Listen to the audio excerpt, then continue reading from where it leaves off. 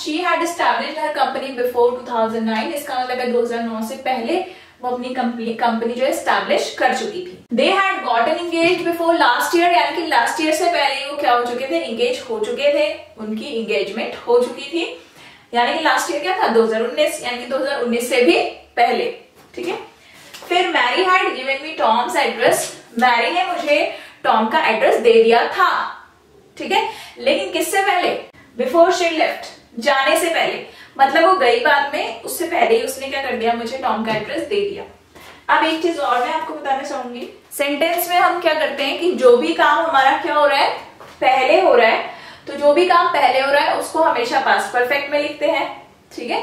और जो भी काम बाद में होता है उसको हम पास्ट इंडेफिनिट में लिखते हैं। तो हम यहाँ देखते हैं, चलिए।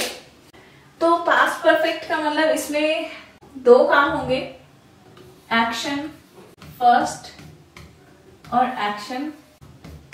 ठीक है, दो काम हो रहे हैं ना। ठीक है। तो देखिए दो काम हो रहे हैं, तो मैंने कहा कि भाई मैरी ने यहाँ से जाने से पहले या फिर उसने यहाँ जाने से पहले टॉम का एड्रेस दे दिया था। तो इसमें दो काम हुए ना, एक तो वो गई है और उसने एड्रेस दिया। तो देखिए पहले कौन सा काम हुआ, जाने से पहले, मतलब पहले उसने क्या कर दिया था, एड्रेस दे दिया था। ठीक है। तो जो पहले वाला काम होता है वो हमारा लिखा जाता है पास्ट परफेक्ट में, और जो दूसरा वाला काम होता है वो हमेशा लिखा जाता है आपका पास्ट इंडेफिनिट में। क्यों लिखा जाता है, क्योंकि पास्ट परफेक्ट जो टेंस है हमारा वो पास्ट का भी पास्ट है। ठीक है। तो देखिए पहले जो काम हुआ है वो, देखिए मैं प्रेजेंट में हूं, मान लीजिए मैं प्रेजेंट में यहां खड़ी हूं। ठीक है। मेरा ये काम पास्ट में हुआ है, उसका भी पास्ट कौन है, ये है ना, तो ये पास्ट का भी पास्ट कौन है, ये है। तो इसीलिए तो हम इसको पास्ट परफेक्ट में लिख रहे हैं, और ये तो हमारा पास्ट है, इसलिए हम इसको किस में लिख रहे हैं, पास्ट इंडेफिनिट में लिख रहे हैं। ओके। तो ये एग्जांपल देखते हैं। आई हैड फॉलन asleep, मैं सो चुका था, कब, 8 बजे से पहले। ठीक है। 8 बजे से पहले मतलब मैं 8 बजे से पहले सो चुका था। अब हो सकता है मैं 8 बजे से पहले 7 बजे सोया हूं, या 6 बजे सोया हूं, या फिर आपका 7 बजे, 8, 6 बजे, 5 बजे, 4 बजे, 3 बजे, लेकिन 8 बजे से पहले। ठीक है। 8 बजे से पहले ही सो गया था मैं। तो ये तो है पास्ट। ठीक है। मान लीजिए 8 बजे क्या है, ये है पास्ट। मैं यहाँ प्रेजेंट में यहाँ खड़ी हूँ, ये 8 बजे, और उसका भी पास्ट कौन हुआ, ये, मतलब ये जो सोने का काम है, हो सकता है वो 6 बजे हुआ हो, 7 बजे हुआ हो, 5 बजे हुआ हो, है ना। इसका मतलब है पास्ट का भी पास्ट कौन, पास्ट परफेक्ट। तो यहाँ देखिए सेंटेंस आपका पास्ट परफेक्ट में ही तो लिखा हुआ है, सेंटेंस आपका पास्ट परफेक्ट में ही लिखा हुआ है। ठीक है। अब आइए दूसरा एग्जांपल देखते हैं। Mary had given me Tom's address before she left, जाने से पहले, मतलब पास्ट में तो वो चली गई, और उससे भी पहले वो मुझे टॉम का एड्रेस दे गई थी। उससे भी पहले उसने क्या कर दिया था, टॉम का एड्रेस दे दिया था। मान लीजिए मैं यहाँ प्रेजेंट में हूँ, वो पास्ट में चली गई। ठीक है। मान लीजिए फॉर एग्जाम्पल आज फ्राइडे है, तो मैं यहाँ फ्राइडे की बात कर रही हूँ, और वो चली गई थर्सडे को, और उसने मुझे उससे भी पहले, यानी कि हो सकता है उसने मुझे ट्यूसडे को या फिर वेडनेसडे को टॉम का एड्रेस दे दिया हो। इसका मतलब ये जो है, ये इसका भी पास्ट है। आई बात समझ में, आई होप आपको समझ में आ रहा है कि पास्ट का भी पास्ट कौन होता है, पास्ट परफेक्ट होता है, जिसमें हैड के साथ थर्ड फॉर्म लग जाता है। अब नेक्स्ट एग्जांपल देखते हैं यहाँ पर। Before we reached the station we saw that we had lost the way. Before we reached the station we saw we had lost the way. ठीक है। अब देखिए यहाँ पर before we had reached the station, मतलब station पहुंचने से भी पहले। फॉर एग्जाम्पल मैं यहाँ प्रेजेंट में हूं, मैं पहले स्टेशन पहुंची, पास्ट में मैं स्टेशन पहुंच गई। उससे भी पहले मुझे ये लग गया था कि हम रास्ता भटक चुके हैं, हम रास्ता भूल चुके हैं। तो इसका मतलब है पास्ट में तो हम पहुंचे, और उससे भी पहले हमको क्या लग गया था कि हम रास्ता क्या हो चुके हैं, भूल चुके हैं। तो यहाँ पर देखिएगा कि ये तो हम पास्ट में स्टेशन पहुंच गए, लेकिन उससे भी पहले हमें लग गया था कि हम क्या है, रास्ता भूल चुके हैं। ठीक है। भूल चुके थे की बात हो रही, पास्ट की बात हो रही है। Before we reach the station we saw, station पहुंचने से पहले हमने देखा कि हम रास्ता भूल चुके हैं, भटक चुके हैं, खो चुके हैं। कब, स्टेशन पहुंचने से पहले। ठीक है। तो आई होप आपको यहां तक समझ में आया। आइए नेक्स्ट एग्जांपल की तरफ बढ़ते हैं। तो देखिए नेक्स्ट एग्जांपल है हमारा, द डेज बिकम कोल्डर। तो अभी यहाँ पर जो है हमने आफ्टर नहीं पढ़ा है, अभी हम आफ्टर पढ़ते हैं। तो देखिए आफ्टर को भी देख लेते हैं। मैंने आपको यहाँ पर बताया कि हम यहाँ पास्ट परफेक्ट में दो कंजंक्शंस को यूज करते हैं, एक तो है हमारा बिफोर और दूसरा है हमारा आफ्टर। ठीक है, तो देखिए अब आफ्टर को भी देख लेते हैं, कुछ इसी तरीके से है आफ्टर भी। आइए चलिए आफ्टर का भी यूज देख लेते हैं। देखिए आफ्टर का मतलब हुआ बाद, कुछ करने के बाद। मतलब जैसे फॉर एग्जाम्पल मैंने कहा परीक्षा शुरू होने के बाद मैं एग्जामिनेशन सेंटर पे पहुंचा। तो अब आप मुझे ये बताइए कि पहले कौन सा काम हुआ? परीक्षा शुरू होने के बाद मैं एग्जामिनेशन सेंटर पहुंचा, मतलब परीक्षा पहले से शुरू हो गई होगी, बाद में मैं एग्जामिनेशन सेंटर पहुंचा। तो इसका मतलब क्या है कि मैं एग्जामिनेशन सेंटर कब पहुंचा? बाद में पहुंचा। ठीक है, पहले क्या शुरू हो गई थी? परीक्षा शुरू हो गई थी। परीक्षा शुरू होने के बाद में एग्जामिनेशन सेंटर। तो यहाँ पर देखिएगा बाद का मतलब आफ्टर। तो जब भी सेंटेंस का यूज होता है, सेंटेंस में आफ्टर का यूज होता है, तो आफ्टर से पहले क्या आएगा और आफ्टर के बाद क्या आएगा?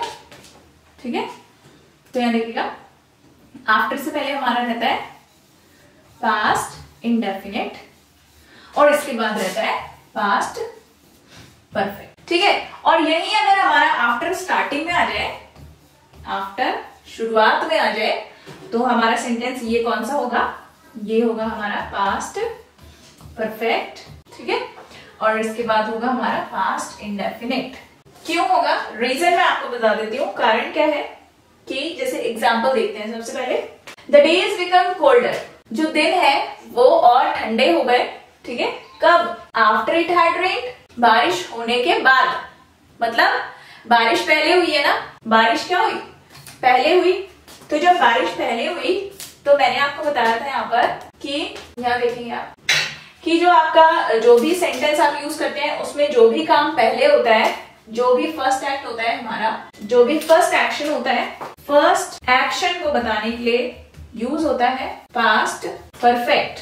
ठीक है, और सेकेंड एक्शन को बताने के लिए यूज होता है पास्ट इंडेफिनिट। ओके, तो हमारा जो सेंटेंस है यहाँ पर आप देखेंगे कि पहले कौन सा काम हुआ। मैं अगर मान लीजिए मेरे पास ये एक एक्ट ये है एक्शन, ठीक है, और एक एक्शन ये है, एक काम ये है और एक काम ये है। अब आप मुझे बताइए कि दोनों में से कौन सा काम पहले हुआ है। द डेज बिकेम कोल्डर, दिन क्या हो गए? ठंडे हो गए। कब? आफ्टर इट हैड रेन्ड, बारिश होने के बाद। बारिश होने के बाद मतलब बाद में जो डेज है वो कोल्डर हुए। जो डेज है वो कब कोल्ड हुए?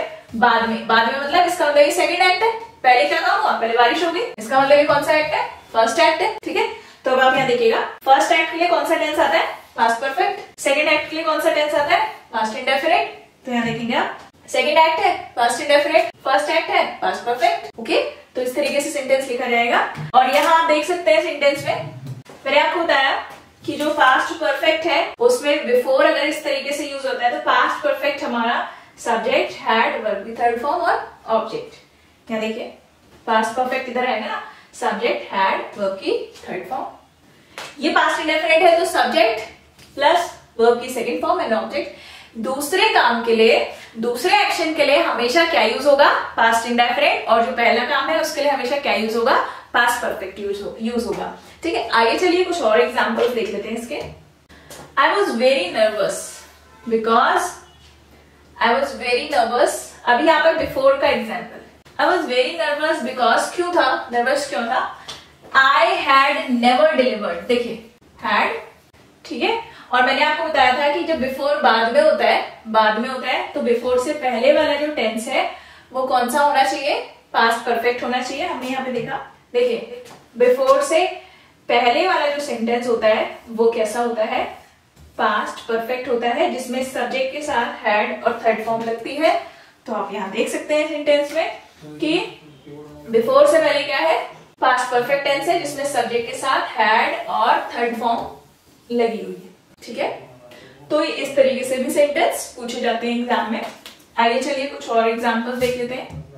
देखिए, she told me his name after he had left. जब वो व्यक्ति चला गया, जिसकी भी बात हो रही है, ही की बात हो रही है यहाँ पर, तो यहाँ पर बोल रहे हैं हम कि जब वो व्यक्ति चला गया, मतलब उसके जाने के बाद, मतलब उसने बाद में मुझे नाम बताया, तो बाद में उस बाद में किया ना उसने ये काम, तो एक्शन 2 और ये एक्ट 1। मैंने कहा फॉर एग्जाम्पल मैं आपसे कहूं कि मेरे जाने के बाद आपने मुझे अपना नाम बताया, ठीक है, मेरे जाने के बाद आपने दूसरे टीचर को अपना नाम बताया, ठीक है।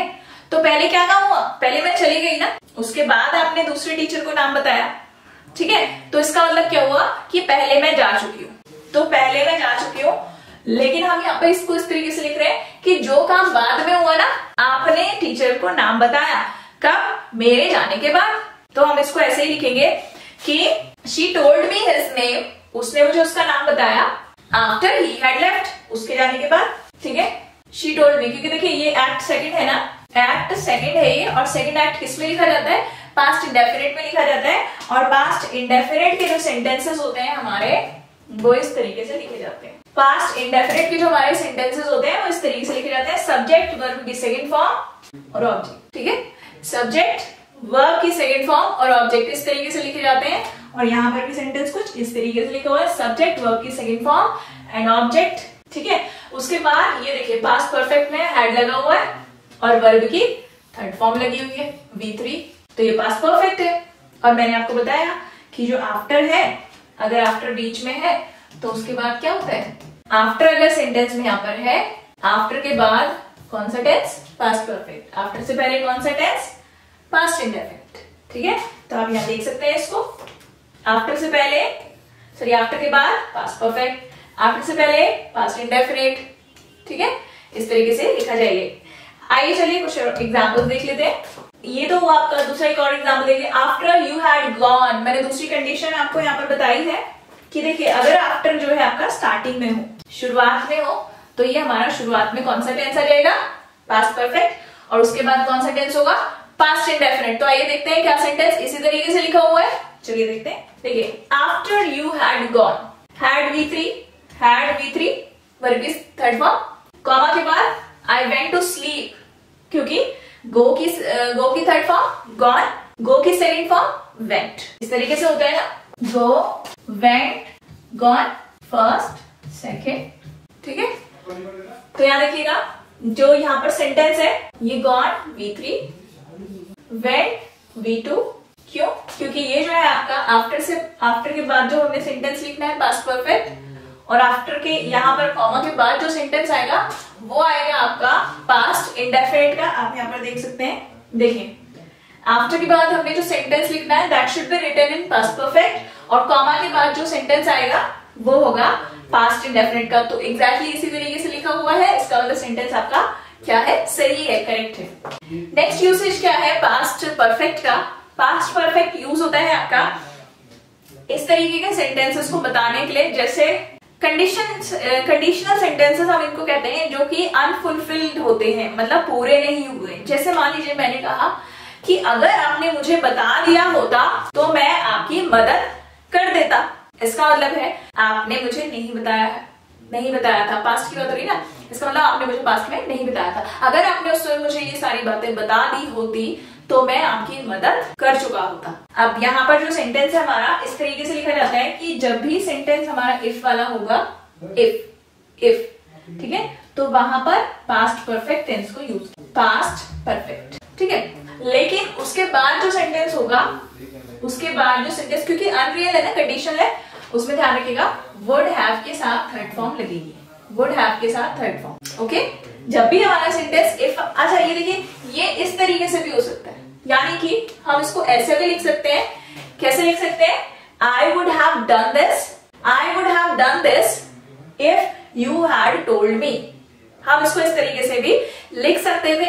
एग्जाम में जो क्वेश्चंस आते हैं वो इस तरीके से इंटरचेंज करके भी आ सकते हैं, तो आप इसको ध्यान से देखिएगा। सेंटेंस अगर इफ स्टार्टिंग में है, शुरुआत में है, तो आपको इसमें हैड के साथ थर्ड फॉर्म लगानी है स्टार्टिंग में ही, और दूसरा जो सेंटेंस रहेगा यहाँ पर उसमें आ जाएगा वुड हैव के साथ थर्ड फॉर्म, और यही इंटरचेंज करके इस तरीके से भी लिखा जा सकता है। एक और एग्जांपल देख लेते हैं यहाँ पर, देखिए if you had asked him, अगर आपने उससे पूछा होता तो he would have told you, तो उसने आपको बता दिया होता। अगर आपने उससे पूछी होती ये बातें या जो भी बातें है ना, तो वो आपको बता चुका होता। इसका मतलब आपने नहीं पूछी होंगी ना। तो ये कंडीशनल सेंटेंस है, ऐसा सेंटेंस है जो अनफुलफिल्ड है, जो कि पूरा नहीं हो पाया है। तो यहां देखेंगे आप वुड हैव के साथ थर्ड फॉर्म, ठीक है।